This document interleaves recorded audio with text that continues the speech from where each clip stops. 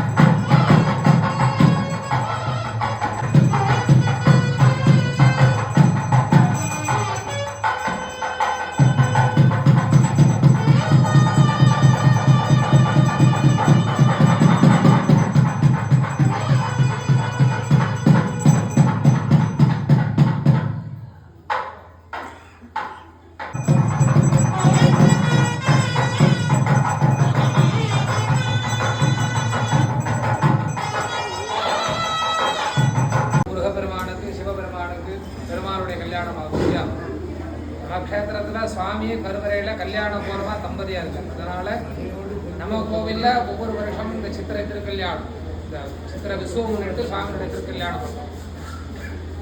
கல்யாணம் ஆரம்பித்து ஒவ்வொரு நிகழ்வு, சுவாமிக்கு காப்பு கட்டக்கூடிய நிகழ்வு, சுவாமிக்கு கூடூர் சாத்தக்கூடிய நிகழ்வு,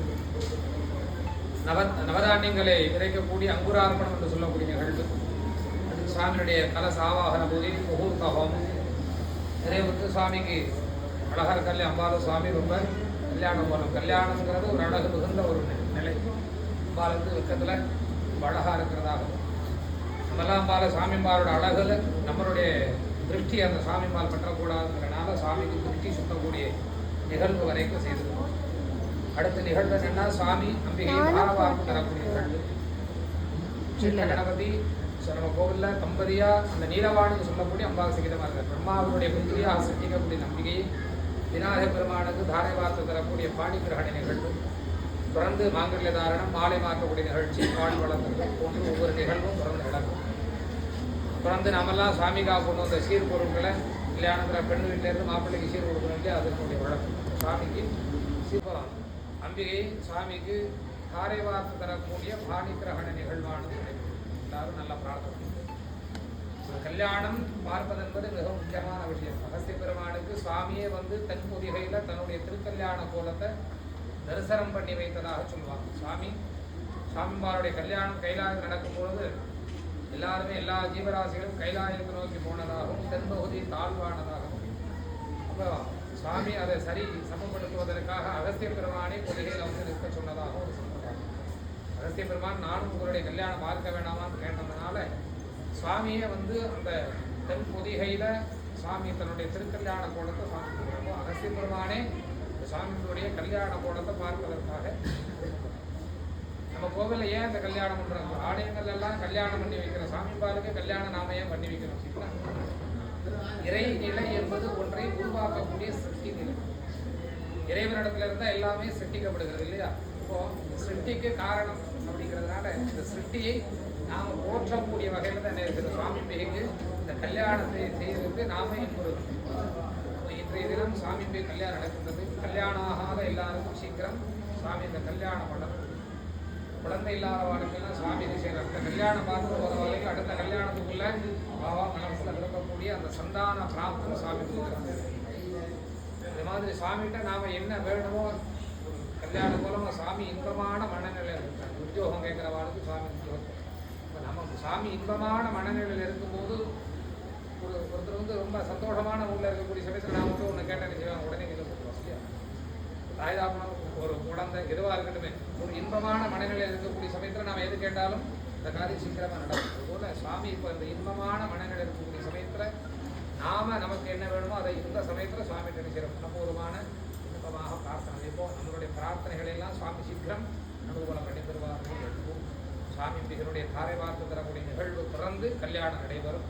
அதனால எல்லாரும் குறையில்லாத மனிதர்கள் யாரும் இருக்கிறது எல்லாருக்கும் ஏதேனும் ஒரு சில குறை இருக்கும். அதை நாம் இந்த ஸ்தலத்துல கோவில்களில் குறையாக எண்ணக்கூடாது. அதனால ஆனால் அதை உங்கள்கிட்ட சொல்ல சுட்டி காட்டக்கூடிய நிலையில குறையாகத்தான் அதை நம்ம சொல்லி உங்கள்கிட்ட அறிமுகப்படுத்துறதுனால அது குறையாக எண்ணக்கூடாது. நமக்குன்னு நிறைய பிரார்த்தனைகள் விண்ணப்பங்கள் இருக்கு இல்லையா? சுவாமிகிட்ட இந்த விண்ணப்பத்தை நல்ல மனசார இந்த சமயத்தில் வச்சுருக்கோம். மேலும் சுவாமியுடைய திருவுருவம் கிடைக்க வேண்டும். தாரை வார்த்தைக்கூடிய ஓம் ஸ்ரீரஸ்ய தேவதா சார்வபௌமஸ்ய நாடகஸ்ய சதேவீனாம் ஜெகதம்பிக சர்வேஸ்வரி சுந்தர சர்வாலங்கார ஸ்வரூபிணி சர்வாலங்காரதாரிணி சர்வசக்தி சர்வமாதா ஜெகத்தாத்ரி தாராஜாம் ஸ்ரீ நீலவாணி அம்பிகாயாம் பிரம்மபுத்ரீனாம் அஸ்மின் தேவதேவஸ்ய தேவோத்தமஸ்ய தேவதா சார்வಭೌಮಸ್ಯ ಅಖಂಡಕೋಟಿ ಬ್ರಹ್ಮಾಂಡನಾದಕಸ್ಯ ಗಣನಾಥಃ ಉಚ್ಚಿಷ್ಟಗಣನಾಥಸ್ವಾಮಿನಃ ವಿವಾಹಾರ್ಥಂ ಇಮಂ ಕನ್ಯಾಂ ನೀಲವಾಣ್ಯಾಂ ಇಮಂ ಪಾಣಿಗ್ರಹಣಾರ್ಥಂ ಕನ್ಯಾದಾನಂ ಕಾರಯಿಷ್ಯೇ.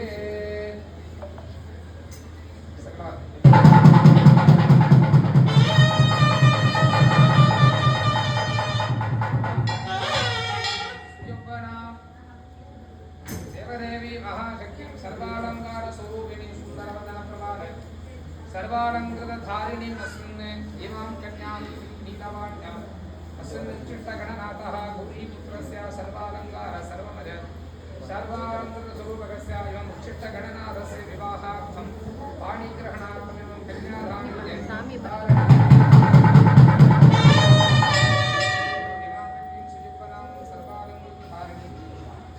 सर्वानुग्रहमूर्ति इमं देवी अस्मिन् नीलवाण्याम् अस्मिन् उच्चिष्टगणनाथप्रीतिः विवाहार्थं कन्यादाने माङ्गल्यधारणार्थं इमां कन्या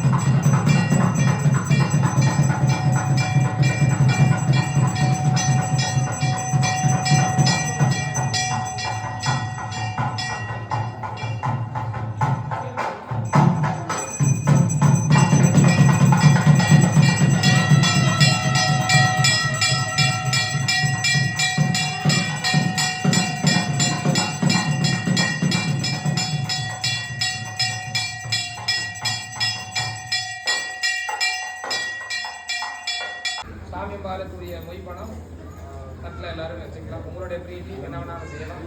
தட்டில் வச்சு